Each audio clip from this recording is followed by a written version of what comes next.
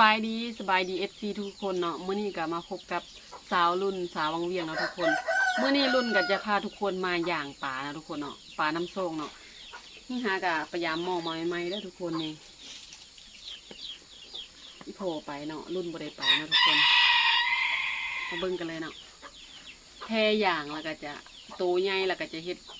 ปิ่งทบเนาะทุกคนนี่อันนั้น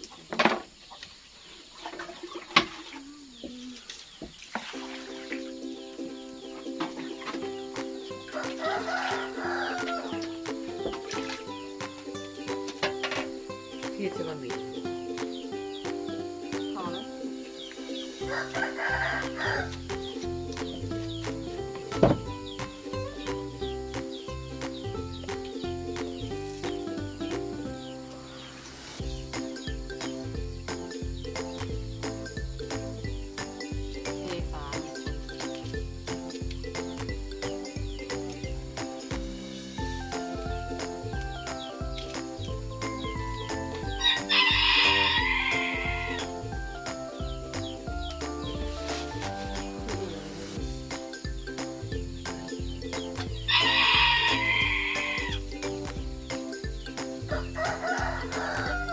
เก็บเอาเลยนะทุกคนนะ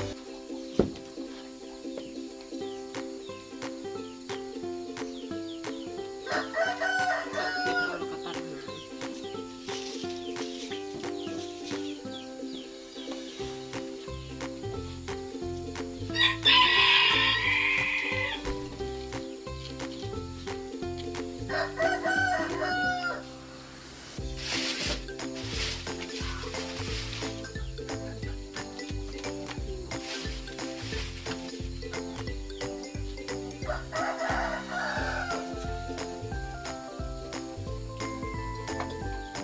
เทไวโอลาง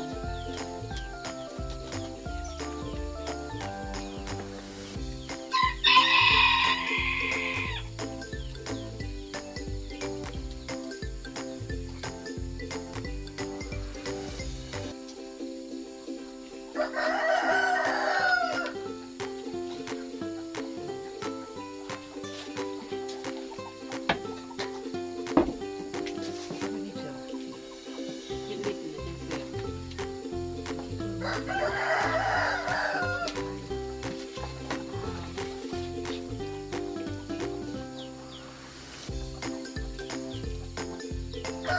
เสียทุกคนตัวใหญ่นะ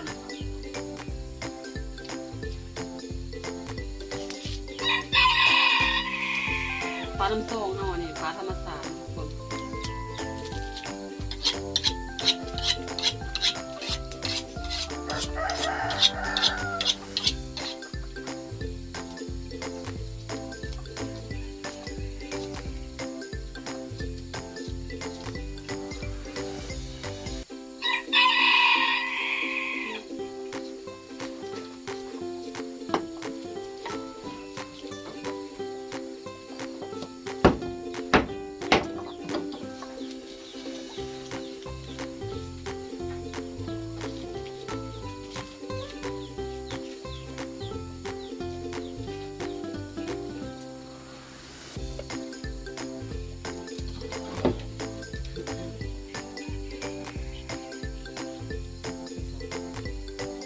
นี่จะโตตัวโต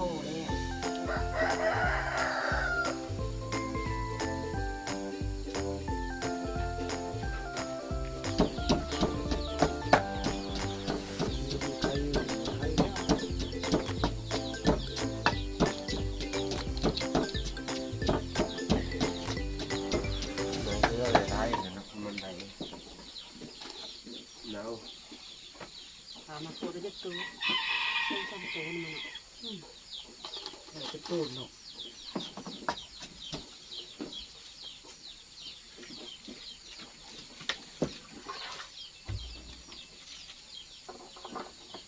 ใช่หรอพี่ตุ๊กเอาเนี่ยต้องตัวใหญ่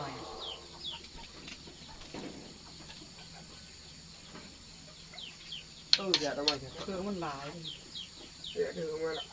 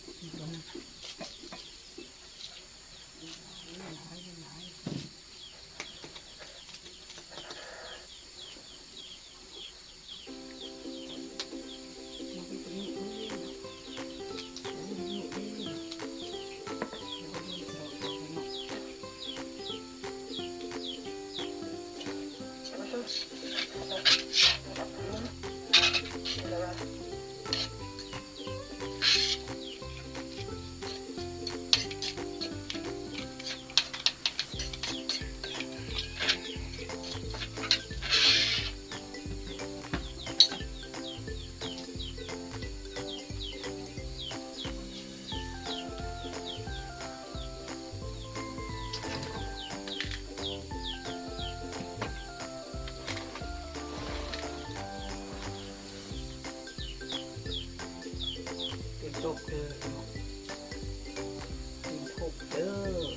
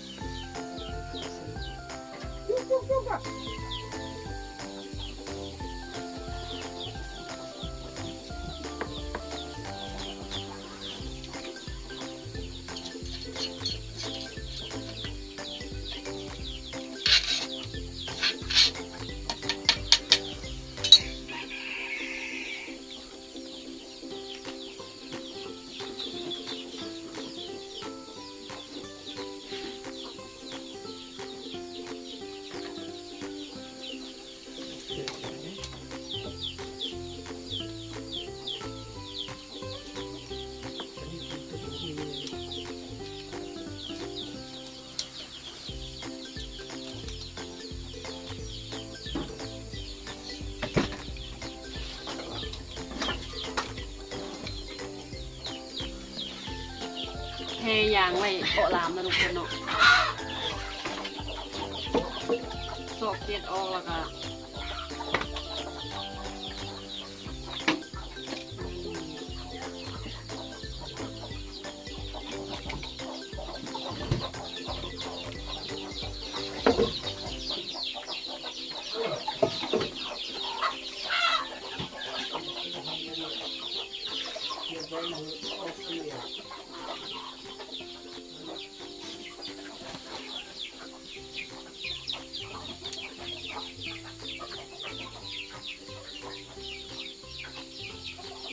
ตัวใดใหญ่เขาก็จะจ่ายขางแล้วทุกคนเนาะ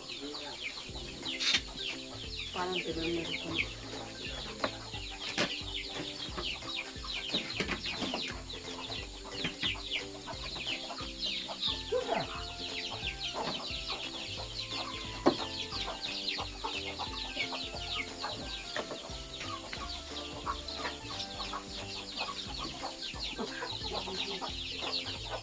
ก็ใช้ด้วยถึงมีกี่ดอก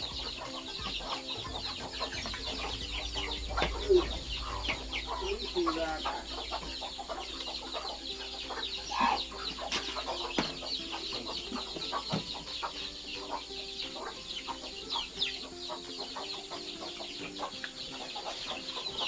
แพ้แล้วหมดเลยคนนี้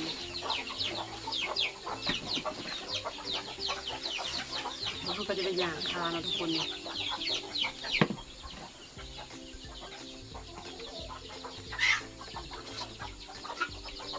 ไหนเอาก็ลงยางปลาแล้วก็จะใส่เกลือทุกคนเอาเกลือหุ้นไป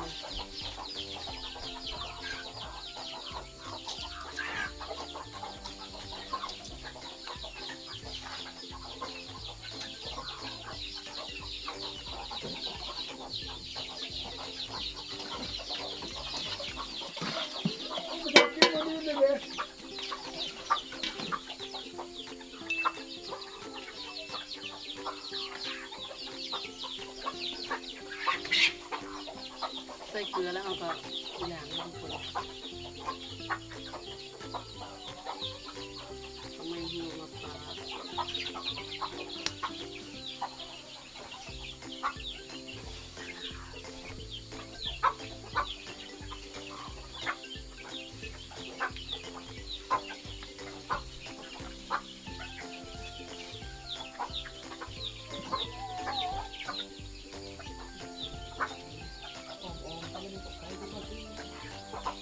เอาเนี่ย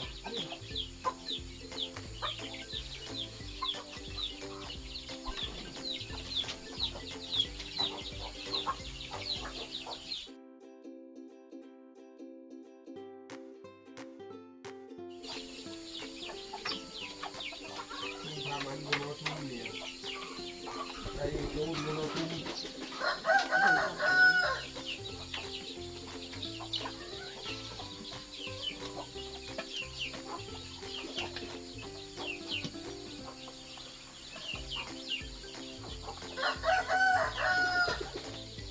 ทุกคนได้สองหิวเนาะทุกคนเนาะพอดีสองหิว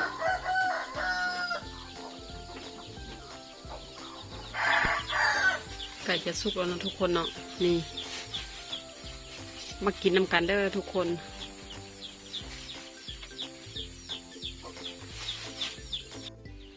นี่ทุกคนแห้งแล้วเนาะทุกคนเนาะปลาที่ทุ่นแพนะ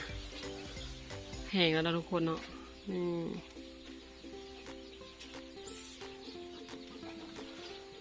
ี่มาเด้อมากินน้ำกันทุกคน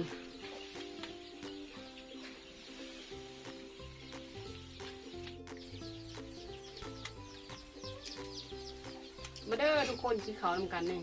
กินปลากระสุกแล้วนะทุกคนเนาะกินปลาที่คัดบ่ได้ก็คือตำมะฮุงเนาะตำมะฮุงกินเลย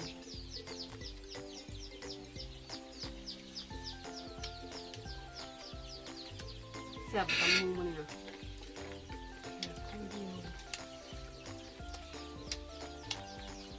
ตำมะฮุงกับผักกระถิ่นเนาะ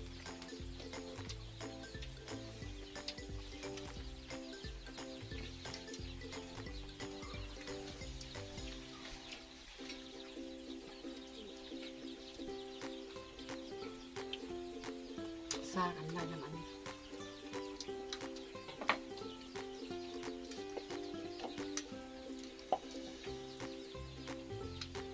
ตัวนี้ก็มีไข่เนาะเวลามี2 ตัวอะไรสมองอีบอก ไม่ซื้อตำน่องน้ำคุณ บุกุนน่ะ มาคำน่องมาคำมา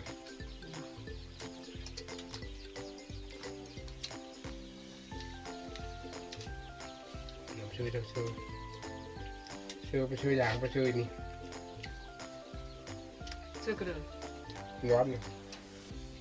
ก็พี่ติดหน่อย เสื้อ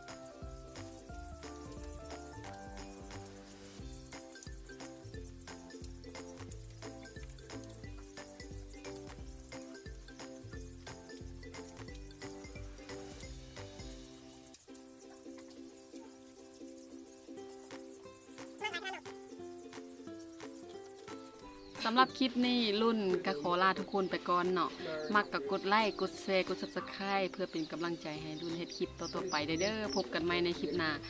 บ๊ายบาย